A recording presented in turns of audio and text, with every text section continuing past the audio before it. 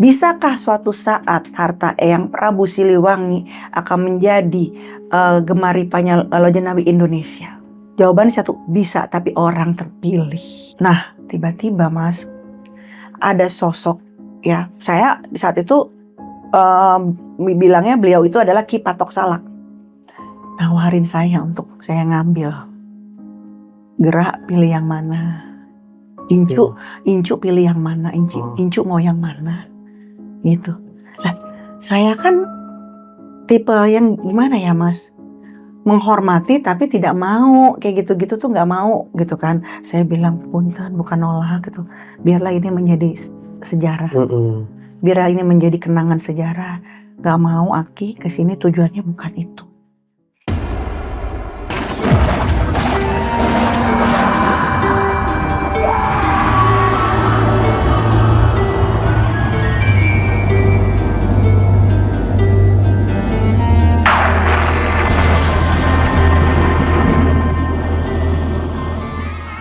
Assalamualaikum warahmatullahi wabarakatuh. Balik lagi sama gue Arul di channel Jelajah Malam.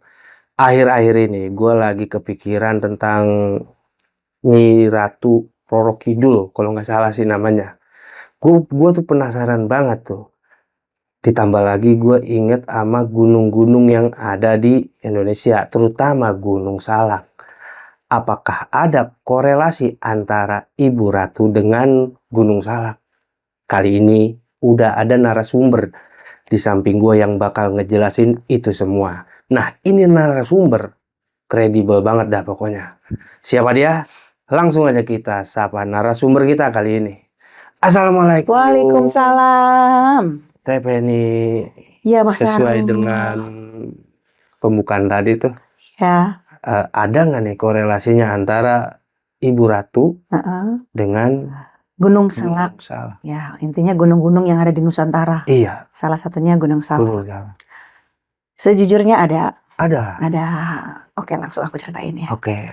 Jadi gini, ceritanya aku saat itu tuh kesana itu memang tuntutan kerja.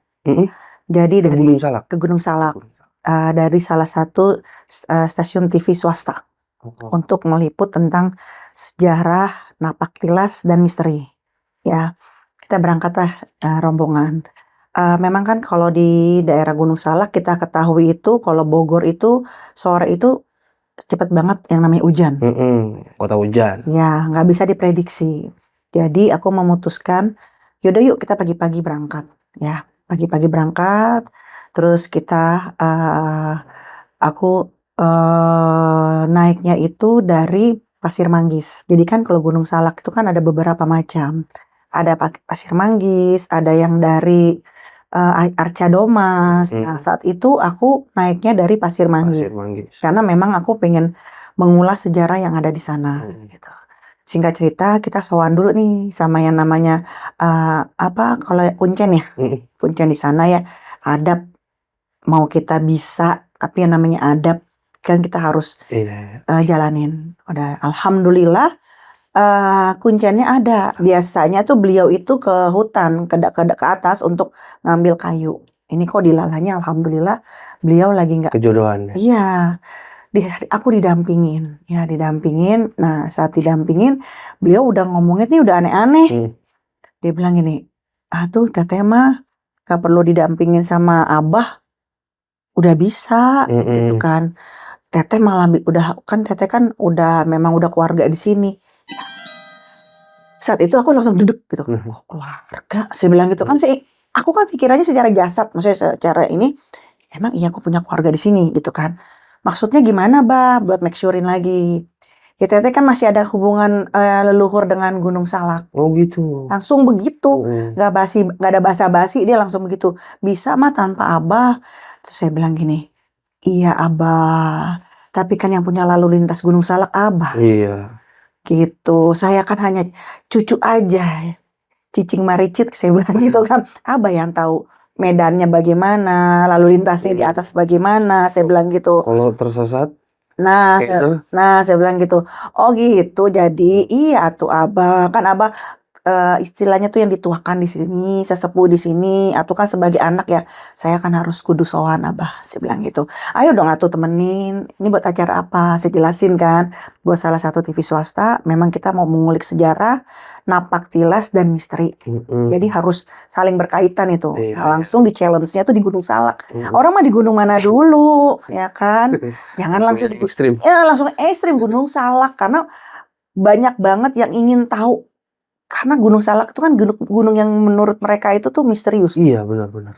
Ya, kelihatannya diam gitu, tapi banyak sekali kejadian-kejadian yang fenomena seperti apa pesawat Sukhoi. Sukhoi ya.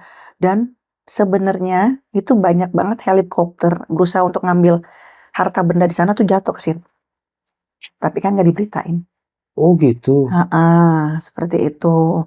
Ya kan nggak semuanya berita itu bisa dipublish. Low. Ada juga yang hanya daerah segitu aja yang tahu gitu. Oh, Karena berarti sebenarnya banyak. ya Allah, segede gunung itulah. Oke. Kayak sekali, Jawa Barat itu kayak sekali. Dan bukan hanya di Gunung Salak kekayaannya. Jadi yang Prabu Siliwangi itu memang salah satu raja yang sangat gemah Ripalojenawi. Maksudnya tuh yang benar-benar bergelimpangan harta dunia tuh beliau. Tapi memang dijaga. Oke. Karena beliau kan moksa ya. Beliau tahu ke depannya banyak hawa nafsu yang akan mengincar ini. Nah, jadi dijagalah dengan penunggu-penunggu yang menurut saya menyeramkan gitu. Jadi bukan yang jaga tuh bukan sekelas Gundruwo, Kuntilanak, itu mah Cece Mere. Kita coba aja. Dan dulu Cece Mere. Iya, enggak, yang Prabu mah kalau aduh, itu mah nggak masuk list. Nah, iya, itu mah ditaruh di Gunung Salak dia mah cip, langsung. Ini kelasnya itu adalah lodaya. Jadi maungnya itu segede Gunung Salak. Oh, maung? Iya. Gue di Gunung Salak. Iya. Ada warna hitam putih, ada loreng. Itu bener-bener lodaya itu hasilnya. Jadi kalau ada teh yang kesurupan, aing maung gitu kan, itu maung mana gitu. Kalau nggak bilang aing teh maung Jawa Barat itu yang sebelah mananya Jawa Baratnya. Karena Camping kali ya, maung. iya makanya. Jadi kalau misalnya yang aslinya maung Jawa Barat teh itu lodaya, iya gitu. Nah itu adalah yang menjaga harta yang Prabu Siliwangi itu satu. Kedua, ada kolarasi dengan Ibu Kanjeng Ratu Pramestisari Ratu Kidul. Oke. Ini bukan Nyi Roro Kidul ya, jadi ratunya langsung ya. Jadi yang jaga apa teh? Naga. Berarti ada perbedaan nih antara Nyi Roro Kidul dengan ada banget. Jadi kalau Ibu Kanjeng Ratu Pramestisari Ratu Kidul itu yang memang beliau itu adalah cahaya dari segala wanita dan tidak ada yang istilah pesugihan, tumbal, itu tidak ada karena beliau pun juga sujud kepada Allah. Oh, berarti yang ngelakuin pesugihan yang mengatasnamakan Rorok apa? Pantai Selatan lah, bukan dia. Bukan, Blorong. Oh, Blorong. Iya, beda lagi. Cuman kan zaman sekarang kasihan ya ibu, maksudnya beliau tuh adalah sosok yang benar-benar ulas asih ya. Jadi gini, ibu pernah ngomong gini ke saya, jangan kasih tahu maksudnya ke semua, jangan meminta ke saya, pesannya gitu. Andai pun saya mengabulkan karena ada ridho Allah, tetaplah minta kepada Gusti Allah Subhanahu Wa Taala. Itu suara ibu. Berarti kan beliau nggak pernah menyarankan kita untuk menjadi musyrik dong. Nggak pernah menyarankan kita untuk pesugihan apa gimana, enggak. Cuman yang namanya marketing, biar laris nih. Pesugihan ibu ratu gitu. Nggak ada sebenarnya itu semua. Beliau itu emang benar-benar cahaya dari segala wanita dan sujud kepada Allah. Oke, berarti banyak salah persepsi tuh. Banyak sekali dan pembodohan masa ya, film-film yang pada zaman dulu yang ibu ditampilkan sebagai sosok yang menakutkan, pembunuh gitu kan. Dan salah satu saya jalan itu adalah di challenge sama salah satu TV swasta untuk mengungkap tabir Ibu Ratu. Saya di challenge, berani nggak Teh Feni? Lah, saya bilang Ya berani karena saya bicara meluruskan fitnah, Iya. ya kan? Ya saya udah bergantungnya kepada Allah Subhanahu wa taala, orang saya nggak nggak bukan mencari keuntungan fitnah begini, enggak kan? Alhamdulillah ya Gusti Allah menyertai itu gitu. Karena pengen meluruskan aja tuh. Iya, dan itu di-challenge. Jadi saya saat itu keliling Jawa Barat. Sesuatu yang berbau dengan Ibunda Kanjeng Ratu Pramestisari Ratu Kidul, itu nama asli beliau. Terus udah gitu, akhirnya udah nih kan kita jalan nih Iya. ke atas gitu kan bersama rombongan banyak tuh yang ikut. Terus saya bilang gini, kan memang di bawah itu kan ada makam leluhur ya, Buyut Esi gitu kan sama kakek Pakebonan ada di bawah itu. Jadi kita sowan dulu gitu kan. Saya tawasul dulu di sana penghormatan. Karena saya tuh sangat mendepankan, makanya saya ajak mereka kalian semua, ayo kita hormati alam semesta, kita hormati leluhur gitu kan. Maksudnya kalau kita bisa menghormati, untuk apa kita menghina, menghardik gitu loh, gitu. Karena suka nggak suka ya kita kan bersama-sama di sini gitu. Nah, jalanlah saya, jalan, udah sowan nih ke leluhur yang di bawah nih, minta izin mau ke atas, ditanya. Terus udah akhirnya selesai saya dari sowan itu, saya lanjutkan perjalanan. Saya lanjutkan perjalanan, dilalanya ada pohon menyerupai gerbang. Ya, saya bilang, aduh kok baru setengah jalan, belum sampai, kok udah ada penampakan seperti ini gitu kan. Nah terus feeling saya langsung ngucapin Assalamualaikum. Nah benar aja pas saya lewat dari pohon yang kayak gerbang itu, dimensinya udah terasa tuh. Oh berarti pohon yang kayak gerbang itu bukan pandangan nyata? Nyata, semua ngelihat, cuman dimensinya. Dimensinya udah perpindahan dimensi itu udah terasa banget gitu. Nah, jadi ceritanya kameramen itu kan juga peka, kameramen saya. Mulutnya tuh suka nyeplos. Bun, kok beda ya Bun rasanya Bun? Gitu. Sebelum udah, kalau yang dirasa apapun di Gunung Salak tuh udah diem aja gitu, jangan diomongin. Memang karena beda banget gitu kan. Terus udah saya ke situ, dan memang di situ ada makam juga gitu kan. Saya sowan lagi di situ. Tiba-tiba, Mas, kok ada suara nih. Apa tuh? Segera berangkat. Oh. Halimun mau turun. Hujan mau turun, segera berangkat. Kasih tahu, suruh segera berangkat. Ya kan. Terus, oh gitu ya Ki, saya bilang gitu. Nah, saya nanya, teteh Aki siapa? Namanya Ki Patok Salak. Jadi salah satu leluhur penjaga di sana. Atur nuwun Ki gitu kan ya. Segera berangkat ke atas gitu. Halimun, karena kalau Halimun udah turun tuh Mas, aduh, nggak, pandangan ke sana udah nggak kelihatan. Iya. Itulah yang membuat akhirnya tersesat. Gitu. Nah terus tiba-tiba nih pas saya lagi tawasul, kan udah kita udah ngerasa dimensi yang beda ya. Kok saya kayak ditarik untuk lihat ke belakang. Akhirnya saya coba ngeliat begini nih, kan sudut ekor mata kan kelihatan. Itu saya ngeliat laut. Laut? Iya. Astagfirullahaladzim. Saya bilang gitu, saya di sini ngerasa bebannya tuh karena kan banyak yang saya ajak nih. Kan saya harus otomatis harus menjaga mereka semua gitu kan. Iya, tanggung jawab yang besar. Mungkin kalau jalan yang nggak terlalu banyak orang, enaknya kita nggak terlalu banyak tanggung jawab gitu kan. Astagfirullahaladzim. Dan suara ombak, deru ombak tuh jelas banget. Tak kirain tuh awalnya tuh angin. Tapi kan saya lihat pohon dong, otomatis mau depan-depannya. Kok pohonnya tuh nggak ada gerak-geraknya begitu. Noh, ini jelas banget suara deru ombak. Saya tadinya begini, saya putar dikit lagi nih, mau mastiin, mau make sure bener yang saya lihat. Dan ternyata di belakang laut. Di situ akhirnya saya langsung feeling saya langsung saya sampurasun Assalamualaikum ke Ibunda Kanjeng Ratu Pramestisari. Oke, berarti ada titik, ada pintu beliau, gitu kan. Terus akhirnya saya bilang ini, Ibu atuh punten, saya minta maaf gitu kan, minta diiring langkah saya. Dan sebenarnya ada apa di sini gitu. Tapi ada wujudnya itu di situ. Waktu itu, Iya. Ibu nggak ada, cuma ombak. ya. Nah, ketika saya bicara kayak gitu, terus saya kan lagi ngomong nih begini, pas saya nengok gini Mas, saya udah nggak ngeliat tuh yang namanya rombongan lagi, Lah. yang lihat saya emas semua.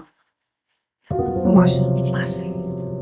Emas, batu permata, Masya Allah, tabarakallah tuh namanya emas tuh, batangan apa gitu, bener-bener yang saya lihat udah nggak ada, rombongan saya di depan ini nggak ada, ketika udah suara laut ya, nggak ada sama sekali. Saya bilang, Allahu Akbar, la ilaha illallah. Saya bilang kayak gitu kan, saya bener-bener ngeliling itu, jadi yang saya lihat cuma emas, belakang laut. Itu fenomenanya itu. Oke. Nah, saya tuh ajak anak saya, Mm-mm. di sebelah saya refleks, saya pegang, saya gandeng, takut dia hilang gitu Iya, kan. iya, iya. Saya gandeng maksudnya biar secara fisik dia dalam genggaman saya. Kalau yang lain kan jauh posisinya kan. Saya gandeng gitu kan, saya gandeng. Dan anak saya tuh terasa saya gandengnya tuh keras. Biar dia tuh nggak ketarik gitu kan. Nah, tiba-tiba Mas, ada sosok ya. Saya di saat itu bilangnya beliau itu adalah Ki Patok Salak. Nawarin saya untuk saya ngambil. Gerak pilih yang mana. Incu pilih yang mana, Incu mau yang mana, gitu. Lah, saya kan tipe yang gimana ya Mas, menghormati tapi tidak mau, kayak gitu-gitu tuh nggak mau, gitu kan. Saya bilang, punten bukan nolak gitu, biarlah ini menjadi sejarah, biarlah ini menjadi kenangan sejarah, nggak mau Aki kesini tujuannya bukan itu. Gitu saya bilang, mungkin kalau orang lain lihat itu, Wah, aduh kandut. ya iya. Bawa karung saya mah itu. Ya iyalah, orang Mas tahu Paman Gober kan kalau lagi berenang Iya, iya, iya. kolam koin kayak gitu. Tapi ini Mas batangan semua yang gitu-gitu, kayak gitu. Kan silo kan mata Iya, memandang, pasti. hati mah aduh enak banget ya kalau bawa karung. Iya. Gitu kan. Tapi saat itu saya nggak mau. Akhirnya saya bilang di kaki. Nggak mau intinya gitu kan. Tukar aja atau sama yang nyata di dunia. Iya, saya juga mau. Saya bilang gitu lah. Kan saya nggak mau. Ya udah Aki itu tukar aja yang ada di dunia. Maksudnya yang nyata, yang bener-bener semua orang juga istilahnya melihat, bukan saya aja gitu kan. Entah keberkahan, entah apa gitu, ditukar aja. Intinya saya nggak mau ngambil itu gitu. Nah tiba-tiba pas saya ngomong gitu kan, nggak mau Aki, nggak mau. Bener-bener, ayo atuh ambil mau yang mana. Bener-bener gitu. Tiba-tiba Mas, pas saya lihat itu ada tapakan, boom, itu getar, boom. Kenapa itu? Itu si mau itu. Oh, si mau. Ya Allah Mas. Jadi kan dia itu kayak bentuk siluet tapi gede banget sampai saya nengok gini. Gitu. Iya, harus gede gunung. Ya gede banget itu kan. Boom, gitu kan getaran gitu. Baru getaran satu itu ya boom, gitu. Jadi kayak gempa di tempat gitu. Astagfirullahaladzim gitu kan. Saya bilang akhirnya, enggak. Saya ngucapin ke beliau itu, saya nggak mau. Nggak mau sama sekali. Suruh pilih, suruh ambil satu, saya nggak mau. Saya bilang ke ibu, akhirnya saya bilang, saya minta maaf ibu, nggak mau. Abdi nggak mau kayak gini-gini. Abdi teh kesini cuman pengen mengetahui sejarah. Bisa jadi pelajaran buat orang-orang di sana. Saya bilang gitu. Napak tilas para leluhur. Saya bilang gitu kan. Ya memang kejayaannya yang Prabu Siliwangi. Saya bilang gitu. Nggak ada keniatan saya mau ngambil. Tapi kalau ditukar ke dunia boleh. Masih ada tapinya. Iya sih gitu kan. Ya, itu jadi kayak manja gitu. Ya, tapi kalau mau ditukar ke dunia nggak apa-apa ibu. Gitu kan. Maksudnya ngapain saya kayak gitu. Saya sering Mas ditawarin itu. Kemana saya ke tempat keramat. Selalu dikasih oleh-oleh. Tapi saya nggak mau. Berat. Saya kan nggak tahu. Walaupun itu dikasih kan belum tentu itu hak saya. Karena itu kan adalah ya punyanya Eyang kan. Belum tentu itu hak saya. Daripada nanti saya berat. Pasti berat Mas kalau megang itu tuh. Nah saya nggak mau yang ngeberatin kehidupan saya dengan hal-hal seperti itu. Iya. Gitu. Seperti omongan saya dari awal saya berangkat, saya pengen mengulas sejarah dan napak tilas kan. Jadi kita harus konsisten ketika kita naik gunung. Mungkin cobaan juga, Pak. Iya dong.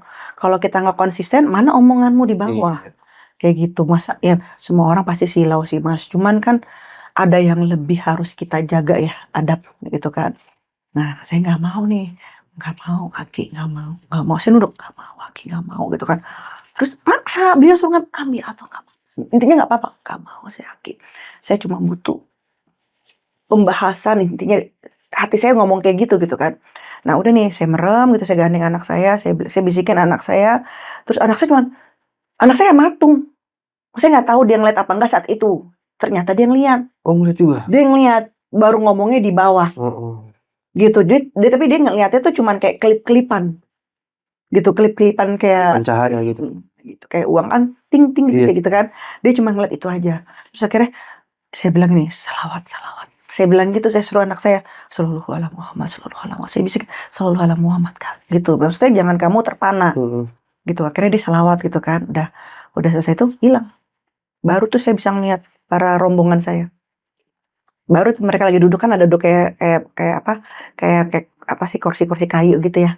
Baru saya ngeliat, ya Allah. Terus udah baru saya bilang, yuk segera berangkat ke atas. Karena kan tadi suruhnya segera berangkat, Halimun mau turun ke atas gitu. Emang benar nih si kunci alam, si siapa juru kunci ngelepas saya banget. Kayak udah percaya aja gitu. Nggak ada tuh saya dibimbing, enggak, kayak udah aja bener-bener dijalanin, nggak ada. Karena kan dia bilang, kamu mah cicit di sini. Dia emang leluhur di sini keluar gitu ngomongnya. Terus akhirnya saya jalan nih, udah jalan. Enak aja tuh si juru kunci, cepet banget jalan depan, kita di belakang. Dianggap pede aja, saya tahu aja gitu kan. Udah nih saya jalan, tenaga perempuan sama tenaga laki beda dong, ya kan. Ada lagi saya ajak anak, ya saya jalan, tiba-tiba Mas, mereka yang di depan terlalu cepat sehingga hilang. Oh, kehilangan, misah.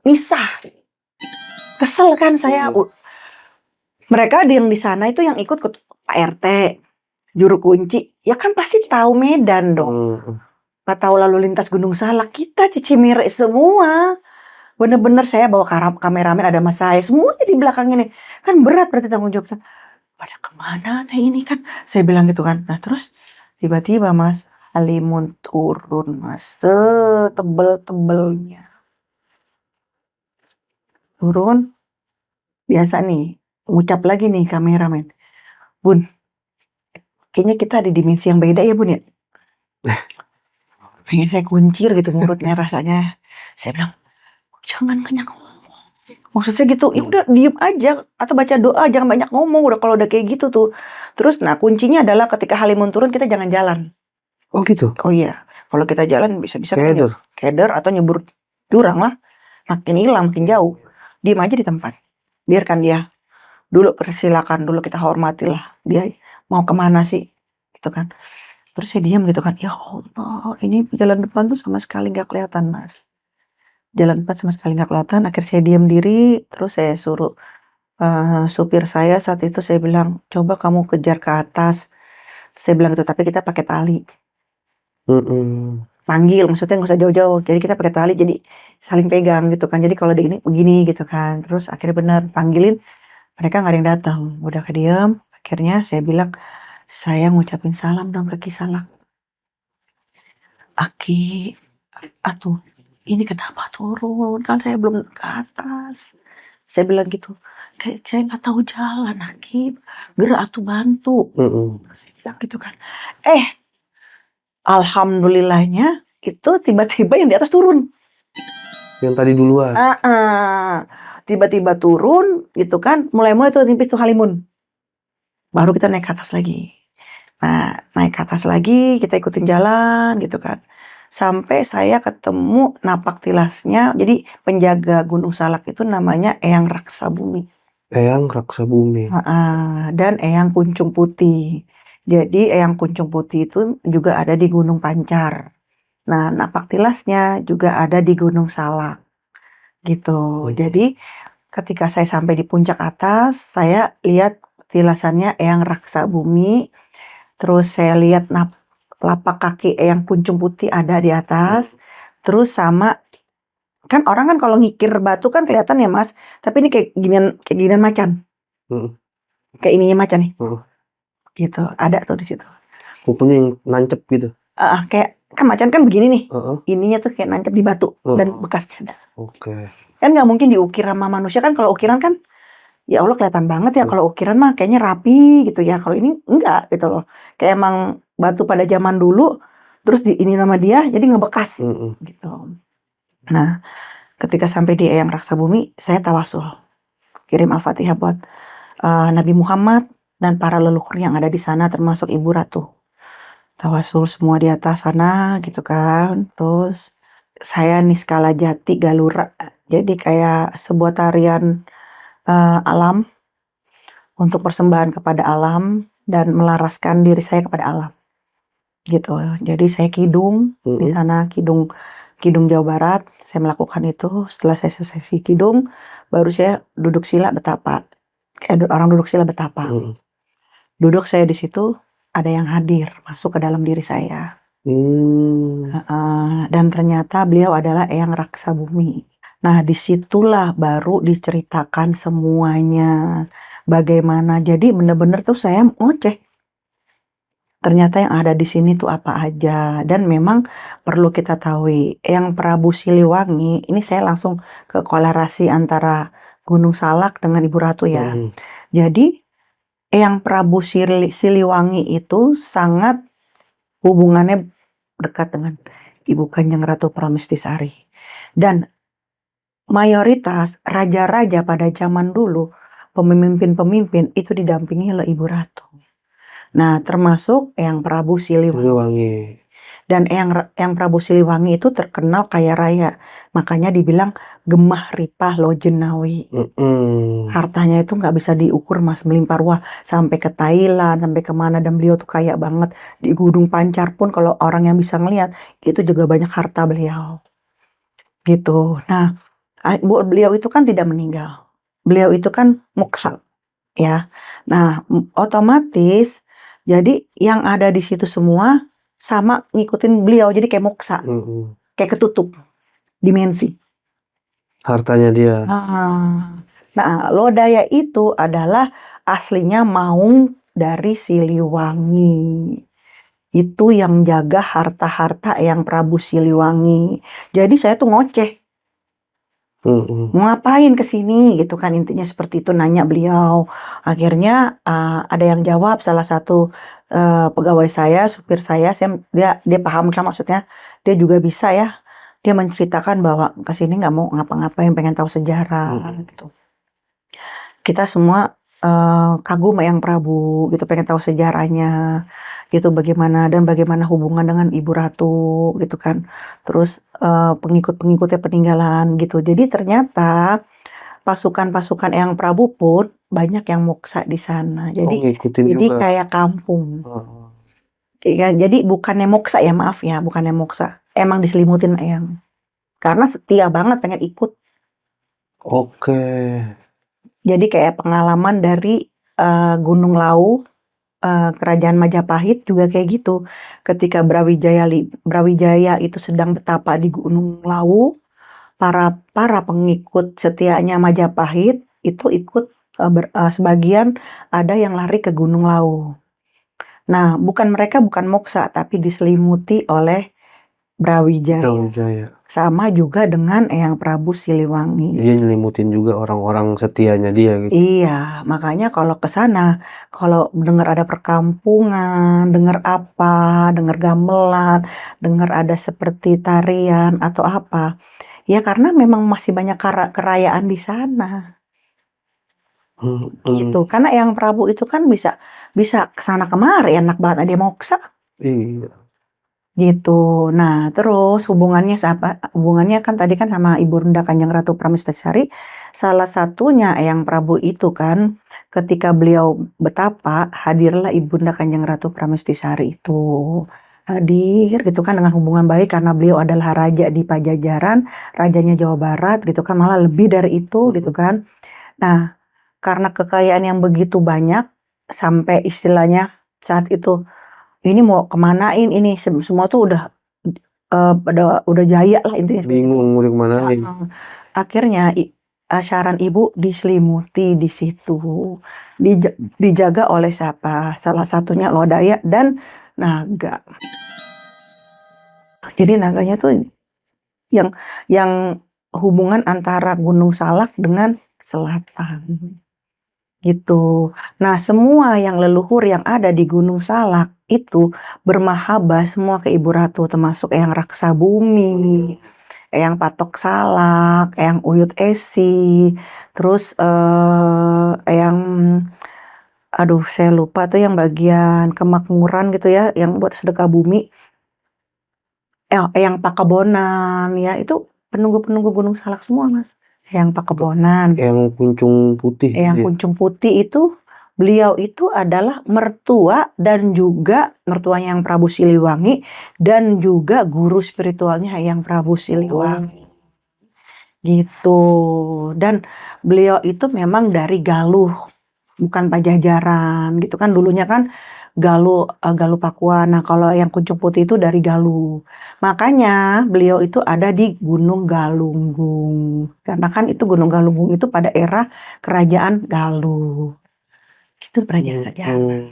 Kayak gitu. Nah, saya paham kan akhirnya di situ, oh korelasinya seperti ini. Saya tanya main di dalam itu kan, apakah manusia bisa memilikinya? Saya bilang gitu. Kalau saya intinya kan saya pernah tadi ditawarin ya. Terus selain saya maksudnya gitu, apa manusia bisa memiliki ya? Ternyata banyak sekali yang datang ke sana dan juru kunci juga cerita dulunya sampai bawa helikopter. Jadi pakai deteksi gitu loh. Gitu. Ketemu berdenyut. Cuman yang terjadi kecelakaan ya. Jadi ada satu titik di Gunung Salak itu tidak bisa ada magnet yang nyerap. Pernah dengar tuh. Nah itu dia jatuh. Seniat itu loh yang mau ngambil harta di Gunung Salak. Seniat itu. Se-prepare itu. Se-effort itu. Sampai bawa-bawa tuh apa namanya? Helikopter. Iya. Dia bawa alat yang nunjuk di mana titiknya. Ya orang gimana titiknya semuanya itu juga hartanya. Cuman kan ya Kak nggak ada ridho. Karena mereka tuh tahu kalau dikasih manusia yang datang ke sini, karena mereka itu datang duluan hawa nafsunya Mas. Harusnya kalau mau kayak gitu jangan datang hawa nafsunya. Makanya saya dikasih. Kan saya dari awal nggak mau. Saya bilang saya cuma pengen tahu sejarah, napak tilas, dan adakah hubungan antara Ibu Ratu dengan Gunung Salak. Pengen tahu itu doang. Dan ternyata saya diliatin yang namanya lautan di titik yang gerbang yang tadi itu.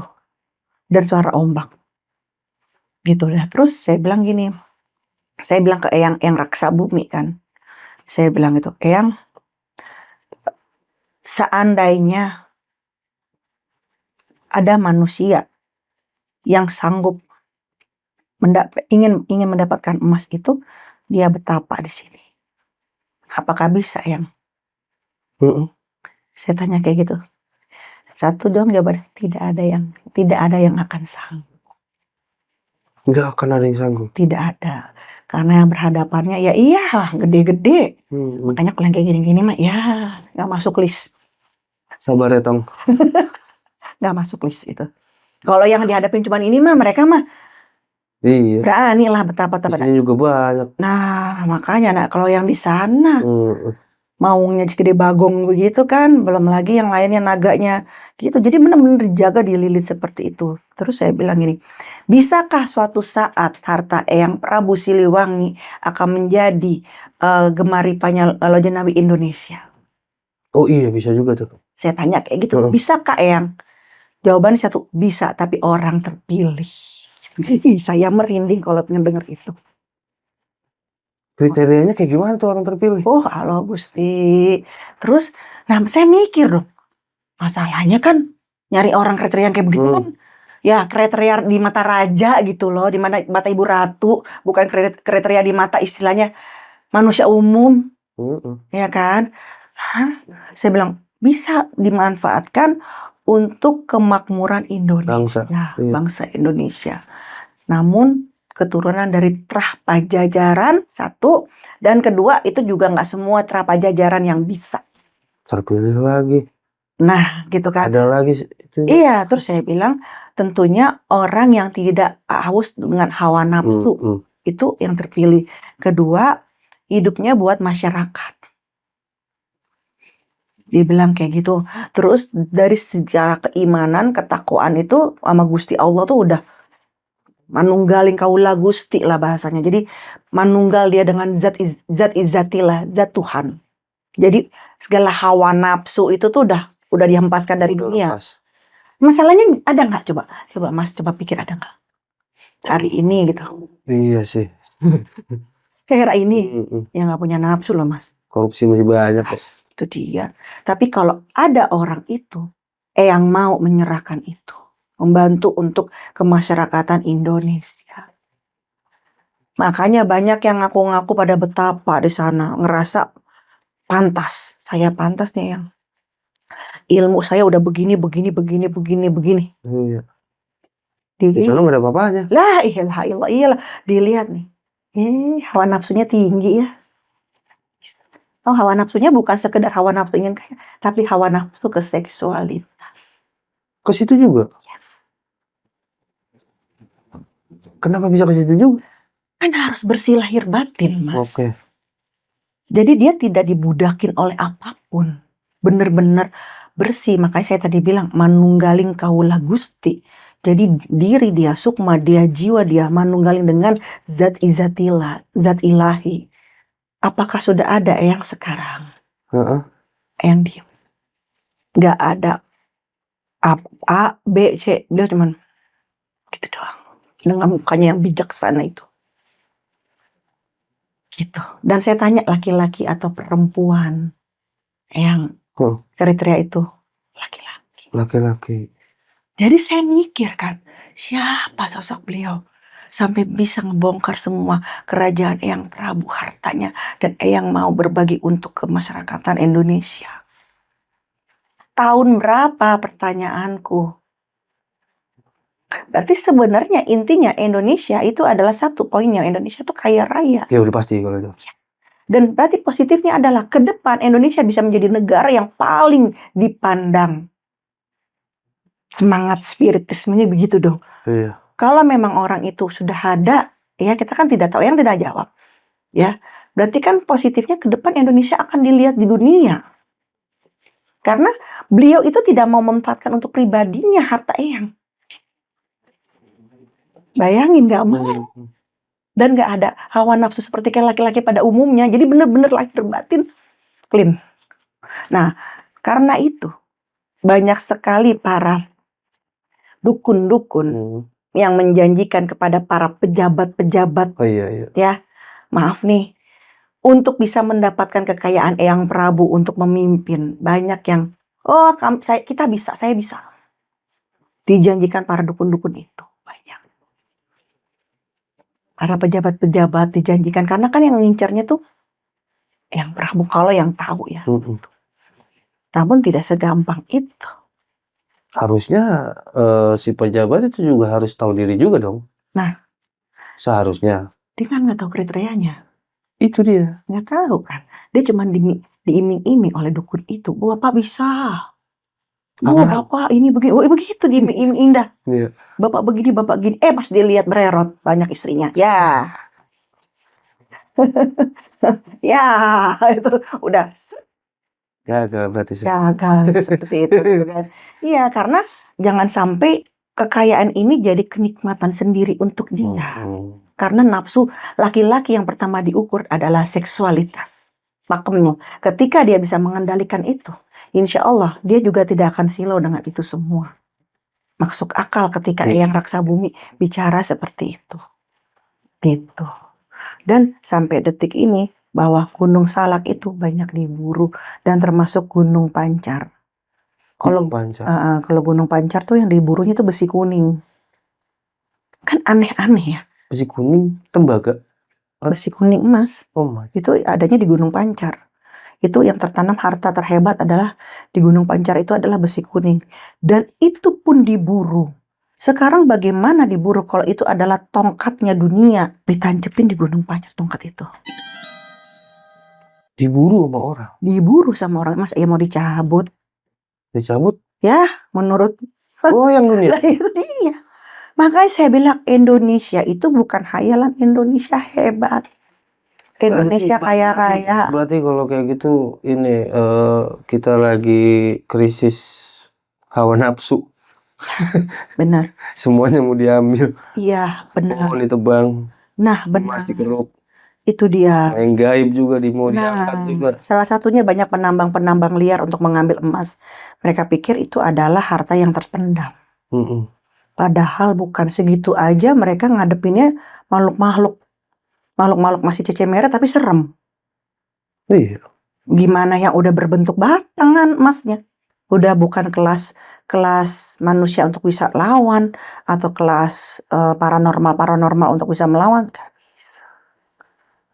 Karena ujian yang bisa nandingin lah, setidaknya ngimbangin lah. kriteria itu kita harus temukan. Cuma kriteria itu doang. Ya. Dan dia memang benar-benar utusan Tuhan yang bisa itu dan membuat kita jadi kaya raya, disegani di dunia. Itu. Orang yang udah nggak ada hawa nafsunya kayaknya. Udah menghambakan diri buat agama. Satu, dan memang kemanusiaan. Iya. Tapi dia punya aura, Mas. Bagus tentunya. Karena dia udah manunggaling kaula Gusti, sudah manunggal secara jasad terus sukma kepada zat izatillah, zat ilahi. Dirinya adalah udah sinar Allah. Kita mau nyari kemana?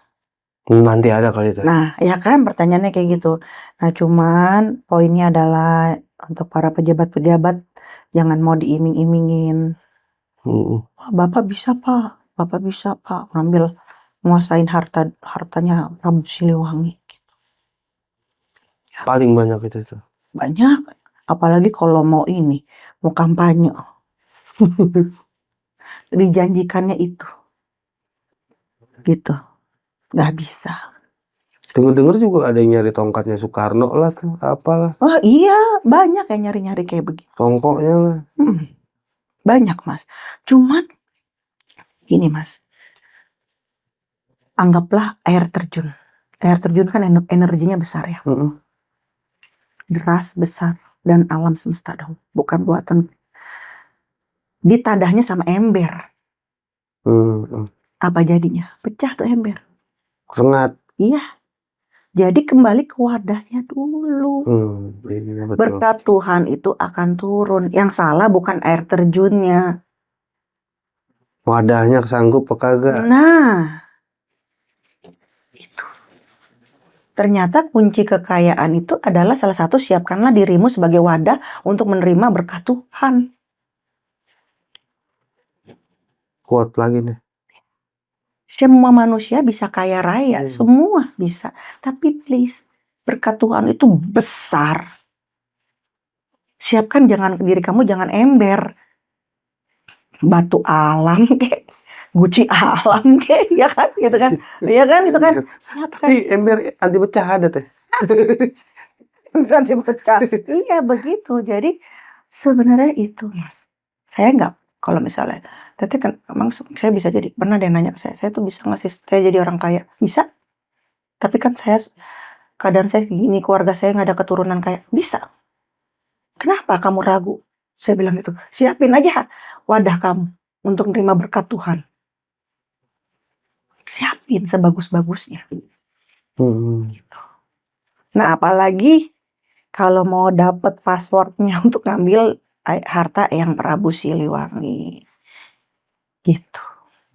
Berarti kita balik lagi nih ke apa sih korelasi antara Gunung Salak sama Ibu Ratu ya. Berarti dia rekan kerja lah gitu. Iya, partnership. Partner gitu ya. Berarti kalau sekarang seperti itu. Jadi Ibu Ratu salah satunya penjaga dari harta kekayaan yang Prabu Siliwangi. Siapa yang bisa berhadapan dengan beliau? Ternyata ujian tertinggi kita adalah hawa nafsu kita sendiri. Dan partnershipnya juga bukan cuma satu ya. Bukan. Banyak raja-raja ya. Banyak. Termasuk Raja Brawijaya. Juga ke beliau gitu. Kalau sama Soekarno bener juga tuh. Dia pernah partneran lah gitu. Bapak itu sangat mengagumi. Jadi saya lari ke sejarah hotel di Pelabuhan Ratu. Sejarahnya itu beliau bangun itu, hingga bangun kamar itu dipersembahkan karena kecintaannya terhadap ibu. Ya, harapan dia ibu akan di situ. Tapi bukan berarti itu dibilang kamarnya Ibu Ratu. Oh, itu yang bikin itu Presiden Soekarno. Ya, karena kecintaan kepada beliau, Pak Soekarno betapa di situ dengan harapan bisa bertemu dengan beliau, memang bertemu. Nah, akhirnya dipersembahkanlah kamar itu. Tapi bukan berarti itu adalah kamarnya Ibu Ratu. Kamar persembahan untuk Ibu Ratu. Iya. Pernah singgah mungkin iya gitu. Ya, nggak juga sih. Nggak cuma ngeliat itu doang udah gitu. Tapi nggak sering, nggak ada di situ. Oke. Justru malah ditempati oleh dimanfaatkan gitu. malah dalamnya itu, Mbak, menurut saya penampakannya tidak bagus. Datangnya dari mana? Hawa nafsu manusia. Gitu. Jadi hawa nafsu manusia untuk A, B, C, D, E, F. Ibunya nggak ada di situ. Jadi stigma doang ya jatuhnya. Saya selama sering ke Pelabuhan Ratu, bawa pasien, saya nggak pernah mau ke sana. Mau ngapain? Kasihan Ibu Ratu ya, stigmanya pasti negatif mulu. Oh, kasihan, Mas. Makanya saya di challenge oleh TV swasta tersebut. Teteh berani? Ya berani. Karena saya mau meluruskan dan saya percaya Allah akan bersama saya, alam semesta menyertai, dan Ibu Ratu juga. Nah, kalau yang itu, yang kayak di foto-foto, di lukisan-lukisan tuh di hiasan rumah tuh, yang bajunya serba hijau, itu dia? Bukan. Bukan juga? Bukan. Itu kan adalah sebuah kecintaan diri manusia, dan ekspresinya itu adalah seperti itu, makanya digambarkan. Makanya kan lukisannya mukanya beda-beda. Iya. Dan selama saya lihat, selama ini saya muter, wajahnya bukan wajahnya seperti itu. Gak ada apa-apanya, Mas. Kayak Nyi Roro Kidul aja enggak itu foto semua.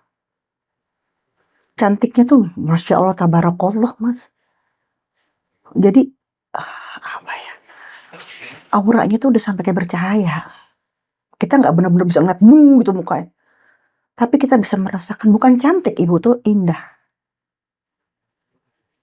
Tapi saya tidak menyalahkan para pelukis itu adalah sebuah ekspresi kekaguman yang ada di dalam pikirannya dia tertera seperti itu. Dibentuk karya seni. Iya. Namun ibu bukan wajahnya seperti itu. Makanya saya kalau ada yang nawarin tuh, pernah ada relasi saya nawarin gede banget lukisannya. Suruh pilih mau yang mana. Saya nggak mau semuanya. Saya bisa menikmati merekam wajahnya untuk sampai untuk apa saya lihat lukis. Iya, enak teteh mah bisa lihat. Ya tapi Saya penasaran doang. Hah? Ya saya penasaran doang. Ya bismillah ya, nanti masuk dalam mimpi bisa melihat beliau. Itu beliau baik kok, baik banget. Jangan dah. Iseng juga. Nggak apa-apa lah. Tapi kalau dibawain emas yang kotak gak apa-apa. Iya. Tapi itu kan nanti berat takutnya gitu. Tapi nggak ada yang tidak mungkin ya. Selama kita bukan hawa nafsu kita, maksudnya gitu enggak gitu kan. Nggak ada yang tidak mungkin. Leluhur itu adalah unik. Suka surprise dia tuh. Kayak saya tiba-tiba dikasih gitu, tiba-tiba ini, tiba-tiba gitu. Cuman bedanya saya tidak mau. Cuman 2 yang saya terima. Apa Itu tuh? pun dipaksa. Pertama batu cincin. Kedua tongkat. Saya dapatnya di Bali. Jadi waktu itu kan saya ke Bali. Saya nari di pura. Jadi pertama kali saat saya menginjakan kaki saya mintanya ke pura dulu di Bali. Dan puranya itu memang pura Ibu Ratu. Banyak ornamen-ornamen seperti itu. Beliau itu benar-benar pecinta gitu ya. Dan puranya itu di pinggir laut. Singkat cerita, kok tiba-tiba saya pengen nari. Narilah saya, ada videonya, ada foto tongkatnya. Narilah saya gitu. Nah, yang lucunya, yang tadinya bulat itu setengah jadi full. Ada fotonya. dan ngebuka jalan ke laut. Maksudnya? Sinarnya itu kayak bentuk ngebuka jalan ke laut ke tengah. Oh. Ada fotonya. Setelah selesai saya nari gitu kan, jadi rombongan itu dirinya di sana semua gitu kan. Ada yang sebagian ke pura, ada yang sebagian diri ke sana. Nah, saya duduk di atas panggung lah, apa sih namanya tuh kalau di Bali itu ada tempat apa sih namanya, pokoknya kayak panggung gitu ya. Nah, saya duduk di situ, saya tawasul di situ gitu kan. Itu dia saya selalu mengingatkan penghormatan gitu. Itu saya lakukan. Saya bicara kayak gini saya jalanin, Mas, gitu loh. Nah, ketika saya nari gitu kan, udah selesai, tiba-tiba ada tongkat di samping anak saya, padahal kita tahu semua yang ada di situ tidak ada tongkat. Tiba-tiba aja tuh datang. Tiba-tiba ada. Saya tadinya nggak mau ngambil, nggak mau. Udah maksa semua, teh jangan gitu. Soalnya kita di tanah Bali, takutnya beliau marah, kita yang kena. Takut mereka. Karena kita masih lama nih teh, perjalanan spiritual journey kita masih lama. Gitu. Di Bali juga kita masih lama, jangan sampai beliau marah, teteh nggak terima. Demi kita lah teh terima. Ya saya terima. Saya bawa tongkat ke rumah. Tapi nggak ada efek apa-apa. Energi memang ada. Cuman ya saya pakai aja untuk pajangan aja. Pas saya pakai untuk apa-apa gitu nggak ada, cuman ya kenang-kenangan karena saya inget teman-teman yang ada di sana teh bawa. Khawatirnya kita masih dalam perjalanan, kalau teh nolak takutnya gimana gitu. Ngerasa inilah deh. Iya gitu, hormati teh. Tadinya kan saya nggak pernah mau terima, Mas. Kalau gitu-gituan yang nah, kalau yang batu. Nah, kalau batu ini lucu. Jadi awalnya itu beliau itu beberapa berturut-turut hari hadir dalam mimpi. Beliau tuh siapa? Ibu Ratu. Oh, Ibu Ratu. Ya, Kanjeng Ratu Pramestisari. Berturut-turut, Mas. Orang mah kalau mimpi sekali. Berturut-turut. Pertama selendang yang dikasih, mahkota dipakein saya. Terakhir Dalam mimpi nih. berturut-turut saya bilang ini. Nah, almarhum guru saya itu sedang umroh. Ya kan? Nah, beliau juga kan yang memperkenalkan, mendidik saya, dan beliau juga bisa ke arah pantai selatan. Ya. Terus ketika saya mimpi itu berturut-turut, saya bilang ini ada. Sampai saya ke Pelabuhan Ratu loh, Mas. Karena ini mimpi kok nggak lepas-lepas, kayak ada panggilan. Sampai suatu ketika tiba-tiba nih nyambung ke guru. Guru saya itu kan hotelnya depan Masjidil Haram ya. Beliau lagi mandang apa namanya Ka'bah. Terus tiba-tiba beliau tuh kayak ditarik suruh untuk melihat di bawah bantal. Ada batu cincin ini. Warna ini hijau dan biru. Oh, ada 3. Ada 3. Nah, kaget dong beliau. Tapi beliau tahu. Kan beliau kan juga bisa ngeliat ibu ya. Terus singkat cerita, beliau itu komunikasi dengan ibu. Terus saya kasih ke siapa? Nah, sedangkan beliau itu tahu saya tidak suka batu cincin.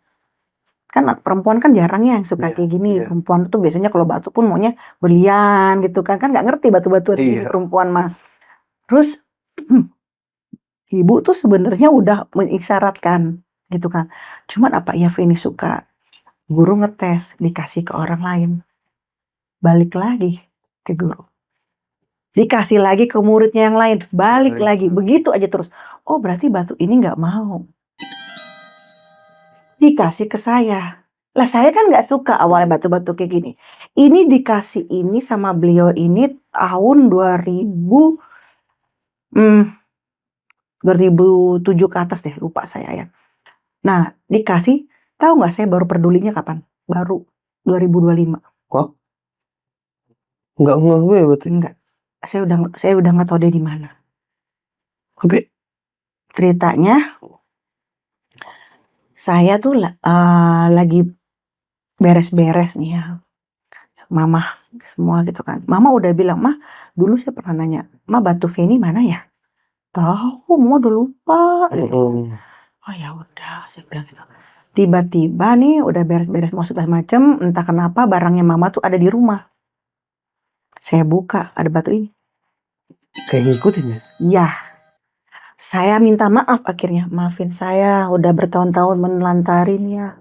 Sekali ini saya ikat pada hari ulang tahun saya di tahun 2025.